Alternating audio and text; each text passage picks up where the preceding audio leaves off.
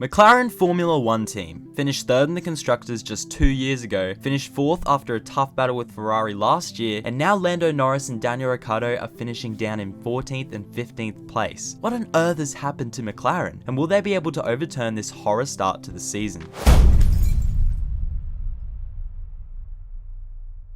After a not overly successful but still encouraging season for McLaren last year that saw them make further development strides and saw them get a 1-2 finish at Monza, you'd think that momentum would carry over into 2022, and they'd be up towards the front of the grid at least. However, the new regulations have shaken the grid up a lot more than anyone would have thought. If Mercedes are struggling for even podiums, then it's not a long shot to say maybe McLaren truly are at the back of the grid in terms of pure pace. However, I don't think that's what's going on here. You see, 2 weekends of testing is quite a short amount of time for teams to get their heads around these brand new cars. Designed from the ground up in time for the start of the season, 6 days of testing is a tiny amount of time for teams to A, test every component of their new cars, and B, fix any issues they have. Combine this already short testing window with Daniel Ricciardo contracting COVID before the second test, and that window is shortened even further. So their testing was already compromised, but they soon found a bigger issue with the car.